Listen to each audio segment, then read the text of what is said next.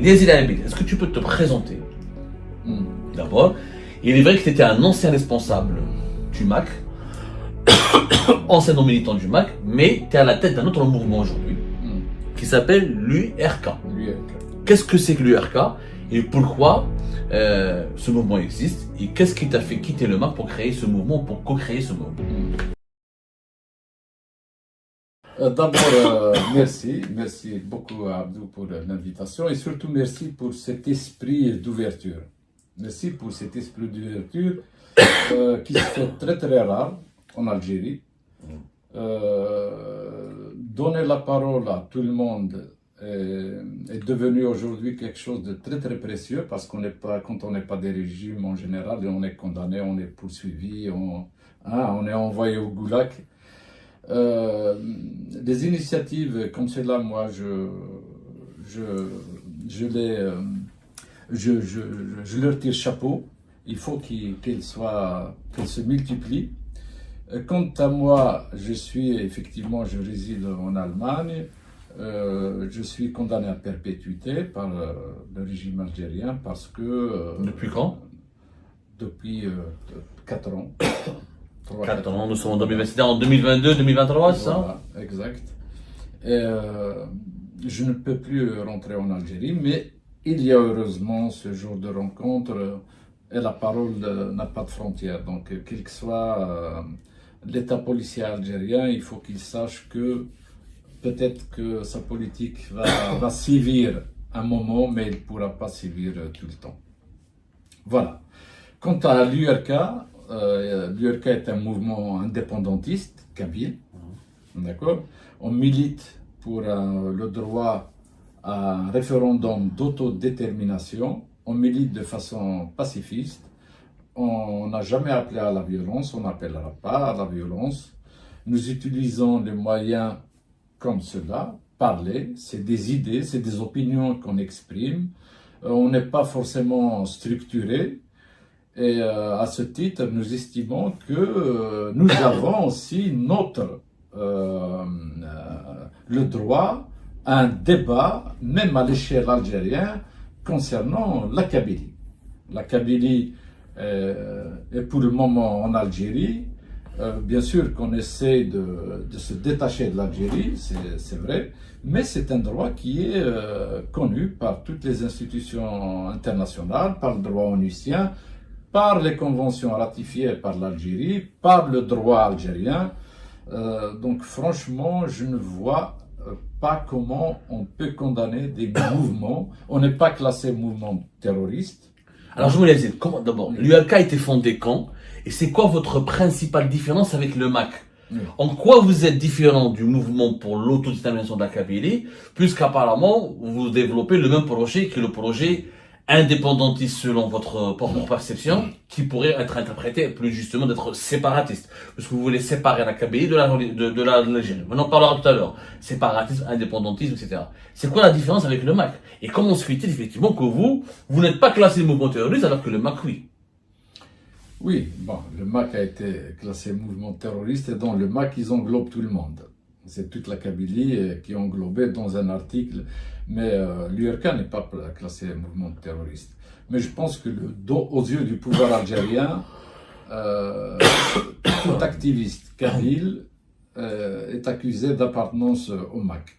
On ne comprend pas qu'il est le but de cette injustice ou de c'est une non-précision, c'est vague quand même comme définition.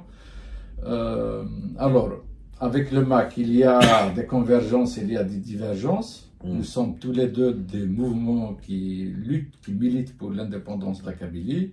Notre mouvement est un mouvement horizontal, c'est-à-dire on privilégie la décision et le consensus de la base. On privilégie pas les décisions prises par le sommet. Elle a été créée quand, l'URK? L'URK a été créée en décembre 2017. On a fait notre premier congrès le 1er mai 2019 et le deuxième congrès le 17 octobre 2024. C'est là que j'ai été élu président du mouvement pour l'Union pour la République kabyle. Alors, d'après les informations qui sont en ma possession, Yazid, l'URK a été créé en Kabylie et que le mouvement, le congrès constitutif de mai 2019 s'est déroulé en Kabylie, Oui. en Algérie. À Souviet, oui. Voilà, ce qui est l'équivalent de Bouera, c'est ça? Oui. Et à cette époque-là, il n'y avait pas d'emmerdement. Est-ce qu'il y avait un harcèlement sécuritaire? Est-ce que vos militants ont été approchés, interpellés, placés en détention, jugés? Donc c'est un mouvement qui a été créé en Algérie, très bien réalisé, en Kabylie, en Algérie, c'est-à-dire sur le territoire national. Oui. Ce n'est pas un mouvement créé depuis Londres, depuis Paris, Montréal, ou Berlin, ou je sais pas où. Il a été créé en Kabylie, mais il n'a pas été créé comme ça avec des convocations, une réunion, un lieu officiel. Non, nos militants, à certains moments, ils ont même essayé de faire le congrès en pleine nature. Ils n'ont pas pu. Ils ont dû fuir et courir parce que la gendarmerie avait entendu qu'un tel lieu, il y a des gens qui se... Donc on a dû annuler à 3 ou 4 reprises le congrès constitutif jusqu'à un moment où on a trouvé un lieu qui pouvait accueillir les congressistes et tenir le congrès. Donc c'était pas interdit, mais c'était pas toléré aussi. On l'a fait en cachette. Mais à l'époque, il n'y avait pas cette politique de persécution aussi violente, aussi brutale, aussi massive à laquelle nous assistons depuis 2021. Ah oui, ça c'est vrai. Ça c'est vrai. Il n'y avait pas cette brutalité qui existe aujourd'hui. Aujourd'hui, on a l'impression que chaque citoyen est surveillé. Et tout le monde a peur aujourd'hui. Alors, Yazid habite pour celles et ceux les berbérophones ou les kabylophones, voilà, qui vous connaissent. Ils vous connaissent parce que vous avez dirigé un site qui s'appelle Tembours, tembours.info, c'est ça, Oui. qui est un site d'information en kabyle et en français, Oui. si je m'abuse pas, Oui. et qui était auparavant, on va dire, proche du Mac.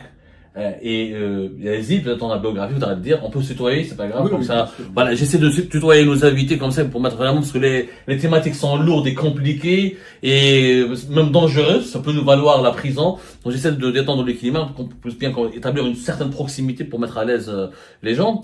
Et Yazid, tu étais quand même un des responsables du MAC. Donc, comment se fait-il que tu as quitté le MAC et que, alors tu as été, je me rappelle aussi pour parce que tu es connu, hein, tu es connu, les gens te suivent, etc., notamment en Kabylie. Tu as quitté le MAC pour l'URK. Qu'est-ce qui s'est passé? Qu'est-ce qui s'est passé pour avoir quitté le MAC pour aller vers l'URK? Au fond de l'URK. J'étais ministre du GPK, vice-président du GPK. Après, il n'y a pas grand-chose. Ce qui s'est passé, c'est qu'à un moment donné, il y avait des visions un peu différentes par rapport à la direction du MAC. Moi, j'étais plus... je suis toujours plus pour une légitimité de la base. Et le MAC a décidé que le MAC soit un mouvement vertical, c'est-à-dire où la décision vient du sommet, bien sûr en respectant la base, mais la conception est différente. Voilà, c'est la différence de la Quelle est cette différence, une conception différente? Parce que là, tu as dit tout à l'heure, Yazid, on est pour l'autodétermination, le MAC, il est pour l'autodétermination. La seule différence, les deux différences que je constate depuis le début de ce débat, c'est que vous n'êtes pas classé mouvement terroriste, contrairement au MAC, par le régime algérien, les autorités algériennes, et vous n'avez pas fait de proclamation unilatérale de l'indépendance de la Kabylie. C'est-à-dire qu'il y a une approche différente. Vous êtes pour le dialogue. Comment vous comptez réaliser votre cause? Est-ce que vous avez des adhérents? Est-ce que c'est un vrai mouvement ou c'est un mouvement fantomatique de certains décis du MAC? Non, c'est pas un mouvement fantomatique, c'est un vrai mouvement qui a des adhérents, qui a beaucoup d'adhérents, même s'ils sont pas aujourd'hui visibles, parce que tout le monde a peur, il faut dire ce qu'il en est. Sinon, oui, l'URK n'a pas... Moi, je n'ai rien contre la proclamation unilatérale d'indépendance, d'accord, mais c'est pas la voie de l'URK. L'URK est plutôt sur une demande d'un référendum d'autodétermination. C'est-à-dire on ne veut pas pousser jusqu'à la rupture totale avec l'Algérie parce qu'on estime que, avant tout, le problème aujourd'hui, c'est entre la Kabylie et l'Algérie. Donc, on doit se parler. On doit se parler. Si on se tourne le dos chacun, je pense que on compromet déjà notre revendication. En plus, on la radicalise quand on parle de radicalité, on parle de violence et on connaît le degré de violence du pouvoir algérien. Alors, si vous faites un référendum et que la majorité vote pour le non, est-ce que vous l'accepteriez? Si demain, imaginez un référendum en Kabylie, que la majorité dise nous sommes algériens, nous sommes kabyles mais algériens, et nous voulons rester en Algérie et on n'est pas d'accord avec vous. Est-ce que vous l'accepteriez vraiment? Bien sûr, si les conditions pour un référendum sont requises et que le référendum se passe dans les conditions du droit international, bien sûr que nous l'accepterons. Bien sûr.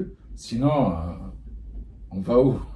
Alors, avant d'aller vraiment dans les profondeurs de ce problème assez complexe et encore une fois, et voire même dangereux, les divergences, il y a des choses que vous reprochez au MAC au niveau de la méthode, au niveau de la façon de faire, et etc. En quoi vous êtes différent dans votre organisation, par exemple, dans votre fonctionnement?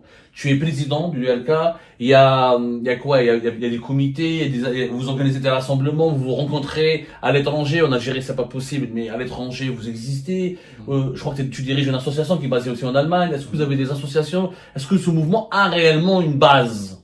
Oui, ce mouvement a une base. Je suis chaque jour en contact avec nos militants. Je suis président d'une association, mais qui n'a rien à voir avec l'URK, qui s'appelle Amitié Allemagne-Kabylie. On a des adhérents. En ce moment, même adhérer à une association où il y a le mot Kabylie fait peur. Et le régime joue justement sur cette peur. Il veut l'amplifier. Mais comme je t'ai dit tout à l'heure, il n'arrivera pas. Il va arriver un moment, mais avec le temps, ça va se dissiper. Alors, l'Yazid, il y a aussi ton nom est sorti dans un autre dossier. Parce que moi j'ai pu connaître Yazid comment? J'ai pu connaître Yazid dans l'affaire Boualem Sansal. Il y avait l'affaire Boualem Sansal, lors de son premier procès. C'était mars 2025. C'est cela. Oui. Mars 2025. Dans le dossier Boualem Sansal, on lui a reproché qu'il aurait été en contact via les messageries WhatsApp avec un certain militant du MAC ou un militant séparatiste kabyle. Non, Yazid. Yazid, un certain Yazid, Ouais. qui a été qualifié de militant séparatiste. En tout cas, les messages, tels que le dossier judiciaire a été fait, porteraient sur l'idée que la Kabylie va se séparer de l'Algérie, etc. Est-ce que ce Yazid est vraiment toi? Parce que moi, j'ai appris par la suite, c'est comme ça on s'est contacté, que c'était toi. Toi qui étais en contact avec Boualem Sansal, est-ce que c'est vrai cette histoire? Est-ce que tu étais en contact avec Boualem Sansal? Oui. Est-ce que tu étais l'ami de Boualem Sansal? Oui, je suis toujours. Ami de Boualem Sansal. Bien sûr. Il y avait des échanges. Effectivement, lors de ce procès, ce qu'on a reproché à Boualem en premier degré, c'était le contact avec les Kabyles. C'est-à-dire que l'intelligence, entre guillemets... Les militants kabyles.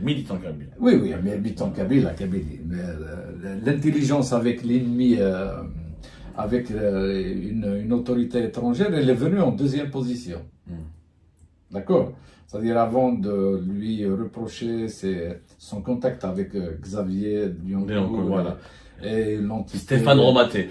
Dans le dossier de Boualem Sansal, on lui a reproché 3 choses. Des messages privés qui porteraient préjudice à l'intérêt national de l'Algérie avec Xavier Lyoncourt, Stéphane Romaté qui est toujours ambassadeur, et ensuite il y a toi Yazid. Non, c'est le contraire. Il y avait d'abord le contact avec Yazid, avec l'intelligence avec la France et l'intelligence avec Israël. Ouais. Voilà. Ouais.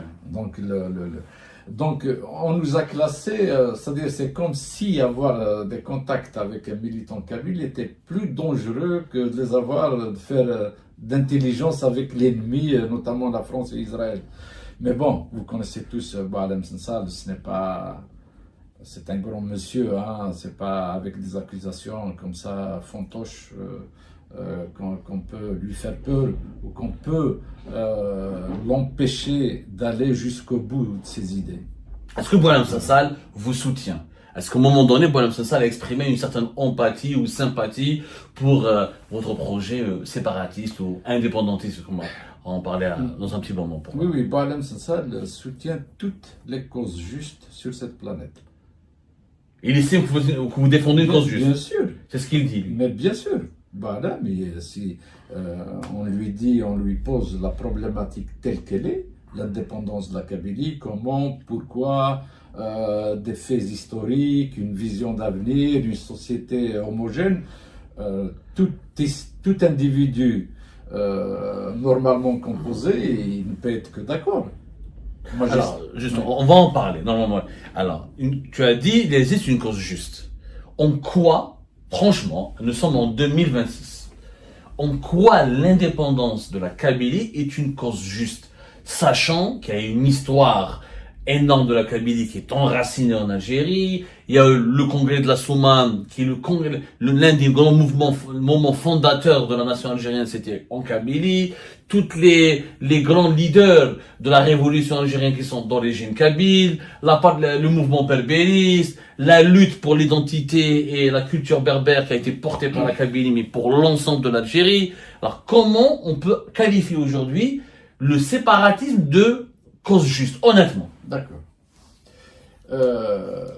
Tu vois, Abdou, en essayant de contrecarrer cette idée, tu as commencé par la guerre d'Algérie. Alors que pour comprendre la légitimité du combat kabyle, il faudrait remonter peut-être bien avant, à Rome, avant l'islam, pour comprendre à peu près le cheminement de la culture amazighe et de la Kabylie. Bien sûr que la Kabylie a participé pour l'indépendance de l'Algérie. Bien sûr que la Kabylie a structuré et mené le mouvement indépendantiste algérien. Mais ils n'ont pas, le combat pour la liberté n'a pas abouti. Il n'a pas abouti, et pour les Kabyles, et pour les Algériens.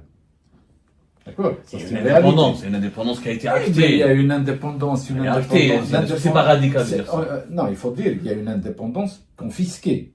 On ne peut pas parler d'indépendance. Si on peut parler d'indépendance, comme l'avait dit bien le général de Gaulle, mais on peut parler, le peuple algérien n'est pas libre aujourd'hui. Et le peuple kabyle ne l'est pas encore davantage. Parce qu'au moins les arabophones algériens, ils peuvent profiter de l'école, ils peuvent profiter de certaines structures qui... C'est pas le cas de la Kabylie? C'est pas le cas de la Kabylie. Il n'y a pas d'école en Kabylie? Il y a des écoles, mais... Il y a des infrastructures.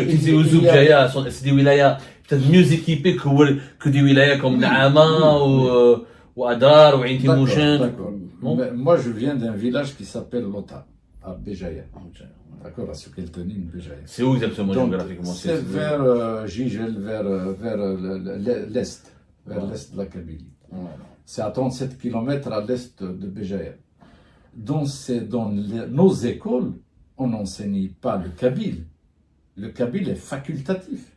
Alors moi, quand je regarde cette école, j'ai à l'esprit nos ancêtres les Gaulois. Parce que dans ces écoles, on nous enseigne nos ancêtres les Arabes, alors que ce n'est pas vrai. C'est une falsification de l'histoire. Donc on ne peut pas dire aujourd'hui que, alors que peut-être un arabophone, là, il va à l'école, il étudie l'arabe, il a cet avantage que le kabyle n'a pas. Ça, c'est un petit détail. La langue amazigh a été reconnue langue nationale et aujourd'hui, elle est langue officielle. Oui, mais... elle n'est pas censée être facultative. On est d'accord. Si on applique la constitution algérienne. Oui. Donc, mais si on applique la constitution algérienne, il y a la liberté de la presse. Qu'est-ce que tu fais là, Abdou? S'il y avait la liberté de la presse, tu serais peut-être dans un studio à Hydra ou je ne sais pas. J'aurais aimé mener ce débat en Algérie, d'ailleurs, j'ai de la vérité. Bien sûr, moi aussi. Moi aussi. Et donc, en plus, quand on parle, ça c'est l'aspect linguistique, mais quand on parle de la liberté d'un peuple, ça englobe son histoire. Ça englobe sa composante sociologique, ça englobe sa vision d'avenir. Et tout ça, la Kabylie, aujourd'hui, elle est empêchée de tout. Elle est empêchée de sa vraie histoire, elle est empêchée de développer ses propres mécanismes qui font que c'est une société à part, et on l'empêche d'avoir sa propre vision d'avenir, notamment sur la laïcité, la liberté de la femme, la liberté justement, de la presse. Est-ce que là, c'est pas une certaine posture qu'on pourrait qualifier de désinvolte, au moins de radicale? Yenayer est devenu un jour férié national. Ça fait partie de l'histoire berbère. Parce que le problème en Algérie, on essaie, j'ai l'impression, que de séparer la Kabylie de la berbérité. C'est ça un peu le problème, parce que Yenaël, il est fêté, il est célébré, on est d'accord. Il y a des manifestations culturelles, il y a aujourd'hui des canaux de télévision et des radios publiques qui s'expriment en Tamazight. Après, on n'a pas encore réglé le problème de l'alphabet Tamazight. Est-ce que c'est l'alphabet latin? Est-ce que l'alphabet arabe? Ça reste un petit problème. Comment formaliser encore cette langue? Mais il y a eu beaucoup d'acquis. Est-ce que dire que la Kabylie, elle est oppressée du point de vue historique et identitaire, est-ce que c'est pas exagéré? D'autant plus qu'il y a des dirigeants importants de l'État algérien qui ont été kabyles. Qui sont d'origine kabyle ou qui ont été kabyles. Non, il faut faire la différence entre récupérer un événement, parce que l'État algérien, c'est un État jacobin. D'accord? Ça veut dire quoi? Ça veut dire rien ne doit appartenir aux Touaregs, rien ne doit appartenir aux Kabyles, rien ne doit appartenir aux Chaouis, tout appartient à l'État. Tout. Guinée appartient à l'État. Tu peux inventer n'importe quelle fête préhistorique, elle ne t'appartient pas. C'est à peine que l'individu appartient, même l'individu il appartient à l'État. C'est ça l'esprit du jacobinisme. Je vais te dire, j'ai rencontré Moussoul Mohamed en 88 dans une caserne. Yasmina Khadra. Voilà. L'écrivain Yasmina Khadra, son véritable nom. À l'époque, il ne s'appelait pas Yasmina Khadra. Voilà. C'est après. Et bon, il y avait une petite altercation entre nous, et puis à un moment donné, il me dit figure-toi, 88, c'est-à-dire 8 ans après les événements 80. Je lui ai parlé pour faire justement, pour mettre en lumière cette différence entre la Kabylie et le reste de l'Algérie. Je lui dis voilà, les Kabyles par exemple, c'est les premiers qui sont soulevés contre le parti unique, contre le pluralisme politique, les libertés, toutes les libertés. Et il m'a dit mais attends, avril 80, il ne vous appartient pas. C'est pas il n'appartient pas au Kabyles. Je lui ai dit il appartient à qui? Il a dit il appartient au pouvoir algérien, à l'État algérien. C'est-à-dire? C'est ce que tu viens de me dire. Ça veut dire que Innayer, je le récupère,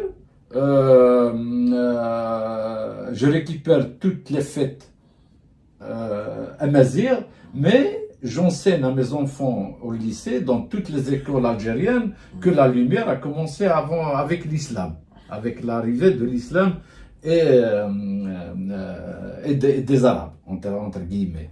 D'accord? Donc, on récupère, c'est pas pour glorifier l'événement, on récupère pour avoir le droit de piétiner ces repères. Donc la récupération de toutes ces choses par le pouvoir algérien, il n'est pas fait il n'est pas de bonne foi. Si on proclame que Tamazight est langue nationale officielle, que le Kabyle est à l'école mais facultatif, qu'il est une journée fériée, c'est pas pour vraiment glorifier cette culture, c'est pour avoir le droit de l'étouffer à petit feu. Voilà ma réponse à ta question. Il y a certainement des problèmes qui subsistent.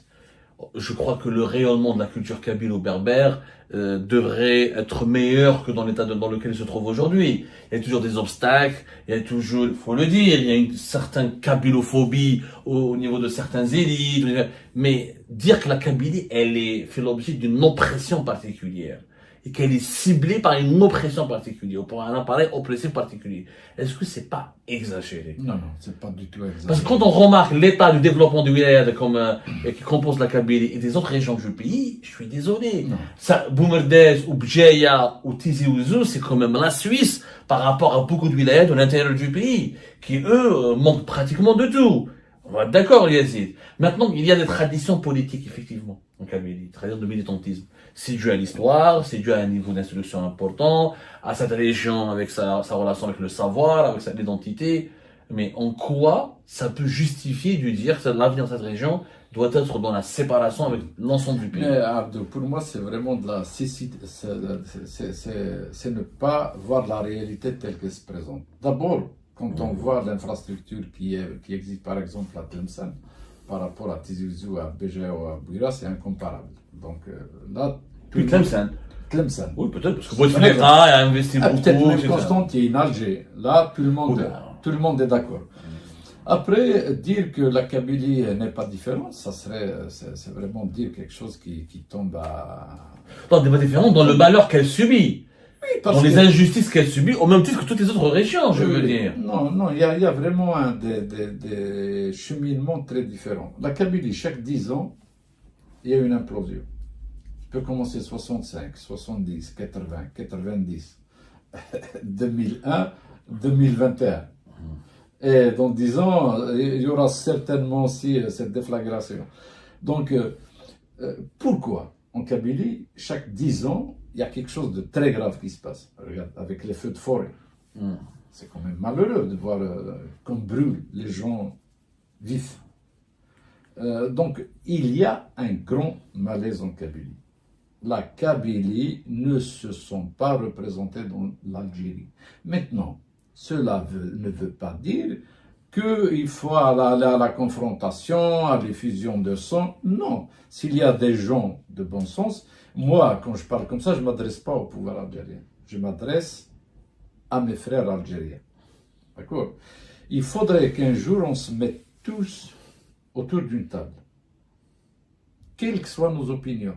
Moi, en tant que Kabyle, j'ai le droit de m'asseoir avec vous et de revendiquer l'indépendance de la Kabylie.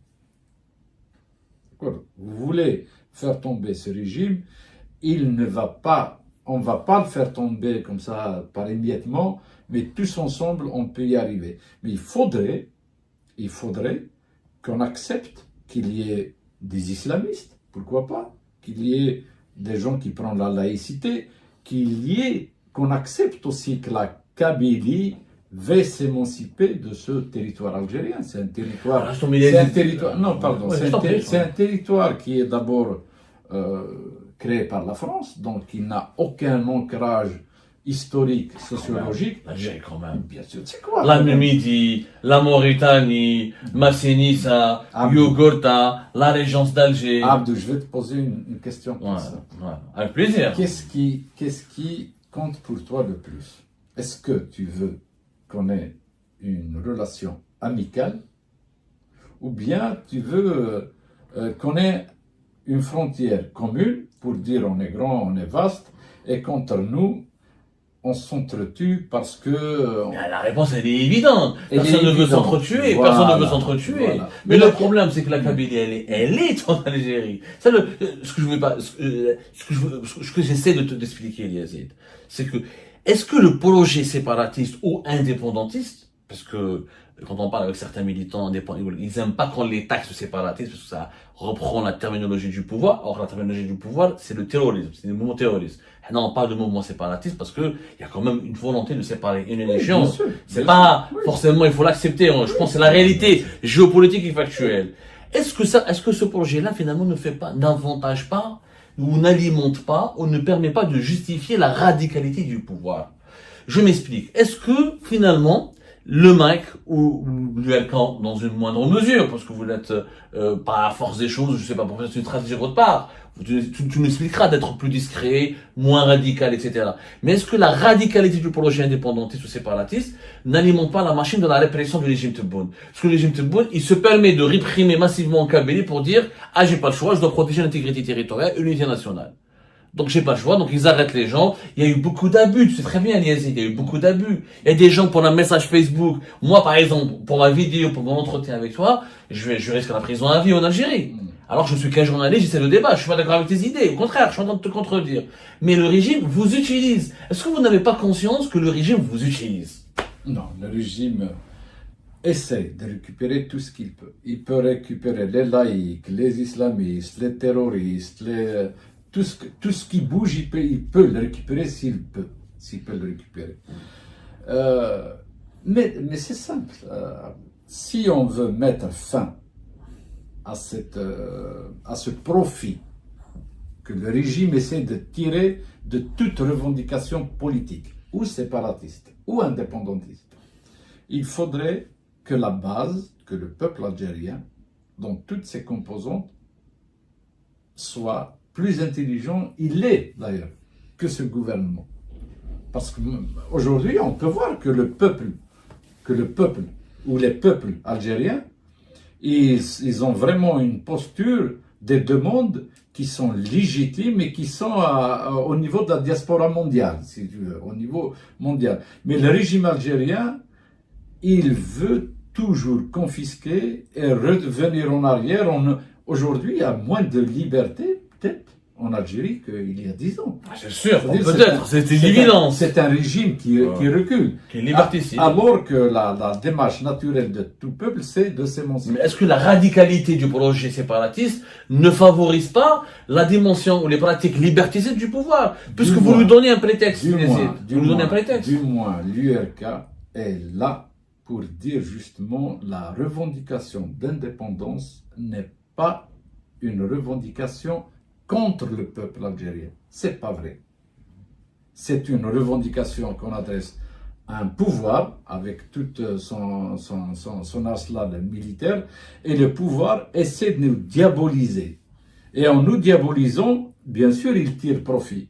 Mais c'est au peuple algérien, c'est au peuple au sens avec S d'Algérie de ne pas rentrer dans ce jeu. Mais Yazid, en remettant en cause l'intégrité territoriale d'un pays, ou son unité, en remettant en cause ses frontières, en remettant en cause son récit national, en remettant en cause ses fondamentaux, est-ce que c'est quand même pas dangereux? Quel pays accepterait demain? On l'a vu au Canada récemment, l'Alberta, c'est une province, elle va organiser un référendum d'autodétermination, etc. Ça a créé un problème dans le pays, on l'a vu. On l'a vu en Angleterre avec l'Irlande du Nord, ou l'Angleterre avec la Grande-Bretagne, avec l'Écosse, etc. On le voit en France avec la Corse. Même si ces pays-là, bien sûr, traitent ces mouvements-là avec plus d'humanité, dans le cadre de la liberté, du dialogue, avec beaucoup moins de dureté, etc. Mais c'est naturel que les pays veulent préserver leur unité et leur intégrité territoriale. Est-ce que c'est pas naturel? Oui. Est-ce que c'est pas légitime? Oui, je comprends Et est-ce que c'est pas dangereux de réclamer cela? C'est ça ce que je veux dire. Je comprends ta question, Abdi. Je pense que ce qui est dangereux, ce n'est pas cette revendication. Ce qui est dangereux, c'est de continuer justement un récit national qui n'a aucun fondement. C'est ça qui est dangereux. Parce que les récits, normalement, les mythes des pays, des nations, ils ne sont pas inventés à 100%. D'accord? Il y a un peu de réalité, il y a un peu de mythe. Mais en Algérie, tout est inventé à 100%. Et tout ce qui est réel, tout ce qui devait faire la fierté des peuples d'Algérie, comme le congrès de la Soumane, par exemple, puisque tu parles de cette période, eh bien, on a tendance à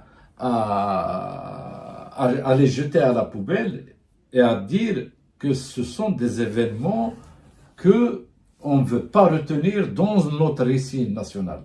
Aujourd'hui, on s'achemine en Algérie à traiter tous les congressistes de la Soumane de traîtres. C'est excessif. C'est excessif, mais si tu analyses aujourd'hui, avec les lois actuelles, on peut aller en prison en Algérie si on utilise ce genre de terminologie, ce genre de vocabulaire. Parce que les congrès, le congrès de la Soumane, d'abord il a été fait contre les arabistes. D'ailleurs, Bembla et compagnie n'ont même pas, il le dit. Si tu écoutes les interviews de Ahmed Bembla sur Al Jazeera, je crois, il le dit que c'était des proches de la France. Les congressistes de Soumane. Il a dit, j'invente rien du tout. Donc même le cheminement, moi, tel que je le vois, le fait qu'il y a eu les 3 grandes wilayas en Kabylie, ça dérange aujourd'hui le pouvoir, parce qu'on ne comprend pas comment le jacobinisme est arrivé comme ça, une photocopie de la France. Et les photocopies, elles sont toujours mauvaises, et qu'on applique ce genre de loi. Donc ça n'arrange pas trop le gouvernement algérien. Le congrès de la Soumane a brisé pour ces arabistes un rêve qu'ils veulent aujourd'hui réinventer. Donc ça, c'est dangereux. C'est-à-dire nier la réalité historique d'un peuple. Est dangereux. Nier la volonté ou le vouloir des peuples, les obliger à vivre ensemble, est dangereux. Parce que tôt ou tard, ça va imploser. C'est ça pour moi qui est dangereux. Ce n'est pas le fait qu'un Kabyle ou que les autres peuples d'Algérie disent maintenant Barakat, on veut au moins goûter à la liberté. En théorie, je suis d'accord. Mais en pratique, les implosions dont tu parles, les révoltes qui ont eu lieu en Kabylie, c'était d'abord pour la préservation ou la consécration de la revendication identitaire. Nous sommes berbères, amézirs, etc. Et c'est important. Et on tient notre culture, notre langue. Ensuite, c'est la démocratie, la justice sociale, l'équité, etc. Mais il n'y a pas eu d'implosion pour le séparatisme.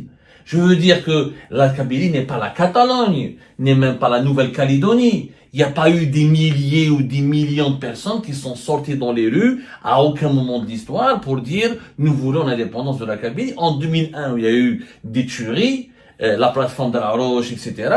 C'était quand même la démocratie, le changement démocratique, l'état de droit, mais pas un état kabyle indépendant. Faut dire les choses telles qu'elles sont. Si je me trompe, tu me corriges. Oui, bien sûr que tu ne te trompes pas. Comment? Bien sûr. Non, parce que la revendication, la force identitaire de la Kabylie, elle est plus forte que celle de la Catalogne. Elle est plus forte que celle de l'Algérie. Oh. Ah oui. Et où sont alors les millions? Je vais dire. Mais la Kabylie, simplement, elle a pensé s'émanciper, se développer au sein de l'Algérie. Mais pour comprendre ces choses, il faut revenir en arrière à la période précoloniale, la période coloniale, le mouvement nationaliste, l'indépendance, pour vraiment saisir le fil de l'histoire et comprendre qu'est-ce que c'est que la Kabylie.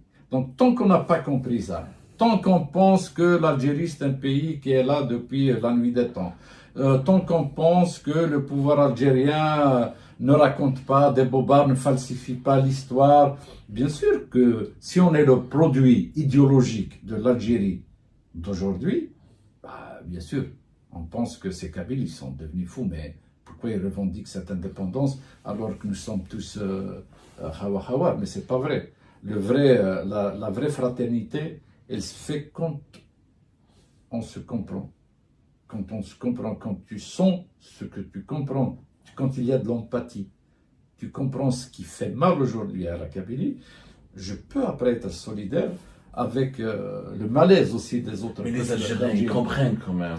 Ils comprennent, mais quand ils sont pas... un exemple, 2019. Oui. Quand il y a eu la fameuse propagande du zéro Kabyle, et quand il y a eu les opérations d'arrestation contre les porteurs de drapeaux berbères, toute l'Algérie a manifesté en solidarité avec ces gens-là. On a vu les images de Tlemcen jusqu'à Annaba, jusqu'à Tamanrasset. Ouais, en 2001, il y a eu pas mal d'Algériens et d'Algériennes qui étaient solidaires, quand même, qui ont été touchés par ces crimes, par ces scènes. Est-ce qu'on peut dire vraiment que la Kabylie a toujours été... Abdou, moi je ne vais pas dire en 2001, moi je n'ai vu personne soutenir la Kabylie. Le Hirak. C'était un test.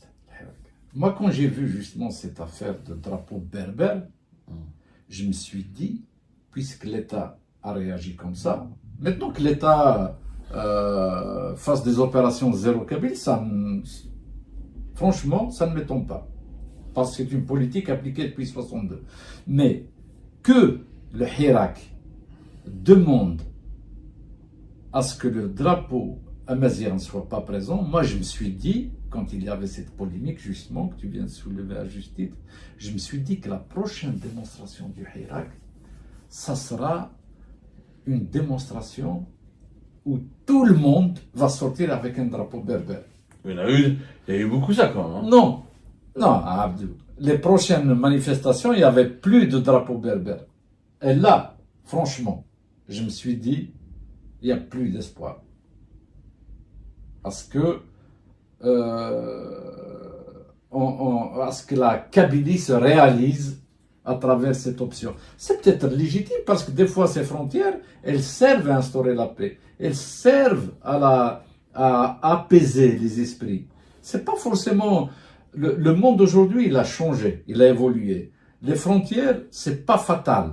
C'est pas une fatalité. Ce n'est pas vrai. On peut avoir notre indépendance et garder les frontières ouvertes. Il est où le problème?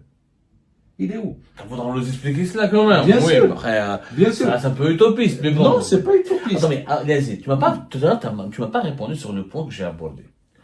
Est-ce qu'il n'y a pas une instrumentalisation de la part du régime Tebboune, de la mouvance indépendantiste ou séparatiste, pour justement écraser la Kabylie? J'en veux pour preuve les élections législatives qui arrivent. prochainement. Quand même, la quasi-majorité des membres des listes du RCD et du FFS, qui sont des partis historiquement bien ancrés en Kabylie, ont été éliminés. Peut-être la majorité, j'exagère, mais en tout cas, une centaine de candidats du FFS et du RCD qui ont été éliminés au nom d'un simple article, l'article 200, qui permet aux autorités algériennes, à la commission électorale qui organise l'autorité indépendante d'organisation des élections, d'éliminer des candidats. Il y en a, le LCD et le FFS ont été victimes d'une purge. Est-ce que c'est pas un calcul? Non, mais moi je me pose la question. Est-ce que finalement le régime Tebboune n'est pas votre meilleur complice? Il vous ouvre le terrain, il fait croire à l'Algérie qu'en Kabylie, il n'y a pas d'autres mouvements politiques, il n'y a pas d'autres activistes politiques, il n'y a que des indépendantistes dangereux pour justifier la chape sécuritaire. Est-ce que c'est pas cela aussi? Est-ce que vous n'êtes pas, peut-être qu'il y a ce piège dans lequel vous êtes peut-être tombé inconsciemment? Il y a deux chapitres dans ta question. Il y a deux questions. Il y a la question de l'unité nationale. L'unité nationale algérienne, elle s'est toujours faite sur le dos de la Kabylie, depuis l'indépendance. À chaque fois que l'unité nationale est un peu secouée, on crée des problèmes en Kabylie. Ça, c'est classique. C'est peut-être ce que tu veux dire. C'est un peu comme les Kurdes et la Turquie. Chaque fois qu'on veut chanter l'unité nationale, on montre du doigt le danger des Kurdes, en Algérie on montre du doigt le danger des Kabyles. Après, pour ce qui vient de se passer récemment, pour les candidatures à la législative prochaine, là vraiment on voit qu'il ne reste plus rien. On voit que le régime algérien ne respecte aucun principe. Qu'est-ce que le régime algérien essaie de dire aux Kabyles? À ces Kabyles qui aujourd'hui ne sont pas acquis pour l'indépendance de la Kabylie. Il est en train de leur donner une raison qu'ils ne peuvent jamais se réaliser encore dans cette Algérie. Il est en train de leur dire, c'est moi qui choisis vos élus à l'Assemblée nationale. La Kabylie choisit ses enfants, elle connaît mieux que quiconque la valeur de ses enfants, et le pouvoir dit non, moi cela il ne m'arrange pas, présentez d'autres, après on verra. Et ce cirque m'a fait rappeler une phrase de Hussein Ahmed où il dit non seulement en Algérie il y a la dictature, mais c'est peut-être l'un des rares pays au monde, si ce n'est pas le seul, qui choisit même son opposition. C'est discutable, c'est discutable. Alors on est à déjà 46 minutes, on va essayer de conclure ce premier acte, en espérant qu'on va te retrouver bientôt pour un deuxième débat. Est-ce qu'il y a tu peux nous dire, est-ce qu'il y a des militants de votre mouvement qui sont emprisonnés en Algérie dans le cadre de l'article 87 bis? Est-ce que ça existe? Oui. Il y en a, vous en avez? Et ils sont emprisonnés pour appartenance au MAC. Ils sont nombreux? Oui. Bon, alors ils sont pas du MAC, mais on leur a collé des accusations. Oui. Ils sont nombreux, comme une dizaine, quelques-uns, même pas 10. Une dizaine, oui. Une dizaine, très bien. Donc, très bien, c'est pas très bien, je dis juste pour savoir. Donc, vous avez des militants de votre mouvement qui sont emprisonnés en Algérie. Alors, juste une dernière question, on va essayer vraiment de trancher là-dessus, de conclure cette première partie là-dessus, en attendant la suite du débat. Yazid, je crois que tu as accompagné Farhat Mehani en Israël, quand tu étais quand même l'un des responsables du MAC. Et voilà, ce qui quand même cause problème avec la tendance indépendantiste, c'est que cette proximité étonnante, que certains jugeraient même consternante, avec Israël. Alors comment, est-ce que vous nourrissez, est-ce que vous êtes conscient qu'avec certaines proximités troublantes, vous nourrissez la propagande du régime qui vous accuse d'être téléguidé par des puissances étrangères pour torpiller la stabilité de l'Algérie? Qui est un argument bateau, je l'avoue, mais qui, quand on voit la proximité avec Israël, etc., et puis sur le plan idéologique, est-ce que c'est cohérent de dire je défends le peuple kabyle, je défends ses droits et son indignité, mais tu t'associes à l'État d'Israël qui lui persécute un autre peuple, viole notre peuple et massacre un peuple? C'est quand même contradictoire, non? Nous, on a été en 2012. On s'est rendu à Israël, on a été accueillis à la Knesset. Et si c'était à refaire, personnellement, je le referais. Tu le revois, malgré tout ce qui s'est passé à Gaza, oui. Parce que là, on rentre dans l'intérêt des pays. Et nous, on représente les intérêts de la Kabylie aujourd'hui.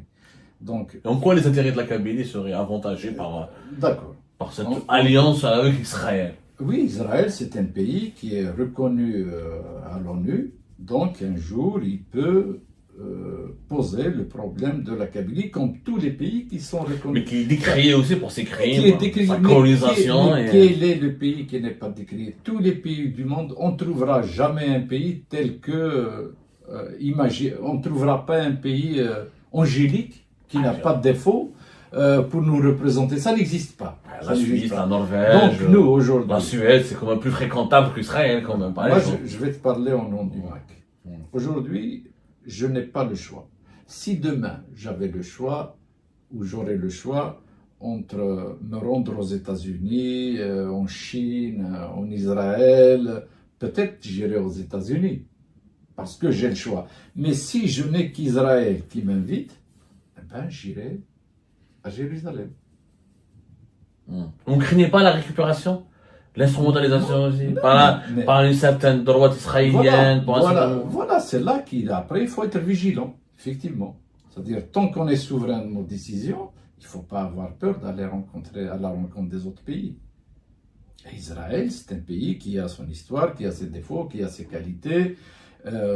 Si elle nous donne,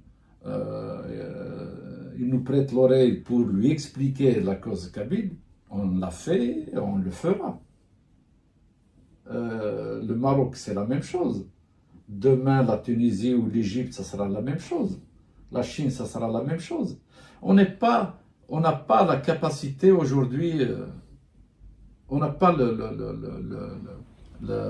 on n'a pas le choix. On n'a pas ce privilège du choix. On a des valeurs. Voilà. On a une conscience. On a quand même la responsabilité de faire valoir sa conscience. Bien sûr. De ne pas être en contradiction avec ses propres principes. Bien sûr, mais les valeurs, Abdou, elles t'accompagnent. Tu peux parler avec n'importe qui, comme toi tu le fais dans ton métier, mais tu as tes limites, tu as tes valeurs, tu as ta conception des choses. Bien sûr qu'on aimerait que le droit que les Palestiniens, on peut le dire même aux Israéliens, on leur a dit, bien sûr qu'il faut respecter les Palestiniens. Bien sûr que c'est un peuple aussi qui demande à avoir un pays souverain, mais il faudrait aussi que les Palestiniens respectent les Israéliens. L'Algérie, jusqu'à aujourd'hui, puisque c'est notre propos, elle appelle l'entité sioniste. On ne dit même pas Israël. D'accord? Donc, forcément, la politique, son idéologie à l'intérieur, elle essaie de dire que tout contact avec Israël est diabolique. Mais en fait, même ce pays, l'Algérie, ne va pas tarder à reconnaître Israël. Bon, c'est une théorie, ça, c'est un débat, ça, c'est un sujet. Les Algériens n'auront pas le choix. Ils vont rétablir leurs relations avec Israël. Ça, dans le débat, on sera là pour la deuxième partie. Alors, pour le mot de la fin, Yazid, est-ce que j'ai le droit d'être kabyle et algérien? Est-ce que j'ai le droit de ne pas être d'accord avec vous? Oui. Et de dire, voilà, je suis d'abord kabyle, mais algérien. Et que je vois l'avenir de la Kabylie uniquement dans l'unité nationale de l'Algérie. Est-ce que je peux m'épanouir en tant que Kabyle dans cette Algérie plurielle? Est-ce que ce serait pas possible? Comme en Suisse, il y a des Suisses italiens, des Suisses allemands, etc. Comme en France, il y a des Normands, il y a des Bretons, il y a des Bourguignons, il y a des Corses, etc. Voilà. Comme au Canada, est-ce que c'est possible? Est-ce qu'on peut pas, est-ce que ça ne serait pas une cause plus juste que la cause du séparatisme ou de l'indépendance? Abdou, tu as le droit d'être tout ce que tu veux. Tu peux être tout ce que tu veux, mais s'il te plaît, n'essaie pas de m'ôter mon droit à revendiquer l'indépendance de la Kabylie. Autrement... tu y crois vraiment? Mais absolument, à fond. T'as jamais douté, t'as jamais dit que c'était une utopie, que c'était de l'extrémisme, c'était irrationnel, manque de lucidité? Non, j'y crois à fond, en plus vraiment d'une façon très paisible et très posée. Et ce n'est pas une œuvre de désœuvrer, c'est une œuvre, l'indépendance, la revendication indépendantiste de la Kabylie est une question légitime qui doit trouver son écho, qui doit trouver une réponse en Algérie, et un jour la Kabylie elle sera indépendante.